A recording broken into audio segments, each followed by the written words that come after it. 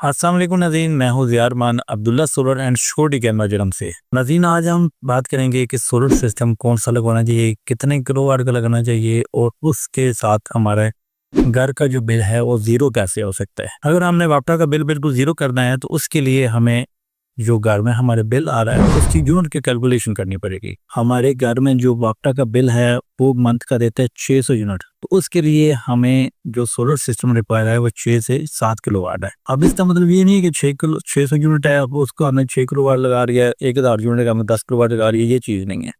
इसका कुलिया क्या है, इसका फार्मूला क्या है, वो ये है कि हम 1 किलोवाट जो है 1 किलोवाट का जो सोलर सिस्टम है वो दिन को प्रोवाइड करता है 4 यूनिट। अगर हमें सोलर फुल एफिशिएंसी प्रोवाइड कर रहा है, मौसम हमारा ठीक है, तो वो 1 किलोवाट का जो सिस्टम है वो एक दिन में 4 किलोवाट यूनिट प्रोड्यूस करता है।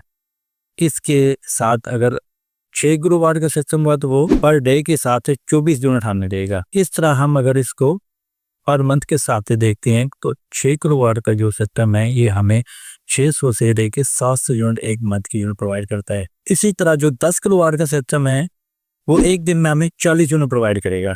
अगर हम उसको मंथ के हिसाब से देखते हैं तो वो मंथ की होगी 1200 यूनिट। तो अगर हमारे घर की जो मंथ की यूनिट है वो तकरीबन 1100 है या 900 है, उसके लिए हमारे पास जो बेस्ट ऑप्शन होगा वो ये होगा कि हम 10 किलोवाट का सिस्टम लगाएं, 1200 यूनिट लें। अब क्योंकि किसी किसी दिन लोड शेडिंग भी हो सकती है, बारिश भी हो सकती है, जिसकी वजह से कुछ दिन यूनिट कम बनेंगी, इसलिए हम 200-300 यूनिट फालतू वाला सिस्टम लगाएंगे। अगर हमारे बिल की जो खपत है वो 900 से लेके 1000 यूनिट तक है तो फिर हम 10 किलोवाट के सिस्टम लगाएंगे ताकि हमें 1200 से 1300 यूनिट एक मंथ की मिले और हमारा जो है सारा कवर हो जाए, और इस तरीके के साथ हम बिल ज़ीरो कर सकते हैं। इसी तरह अगर हमारे घर के यूनिट है 1500 लेके 1600 तक हैं तो फिर हम लगाएंगे 15 किलोवाट का सिस्टम, ताकि हमें पर डे के हिसाब से 15 किलोवाट हमें 60 यूनिट प्रोड्यूस करेगा और मंथ की हमें 1800 यूनिट मिलेगी। इसी तरह 20 किलोवाट का सिस्टम है वो एक मंथ की हमें 2400 यूनिट प्रोवाइड करता है।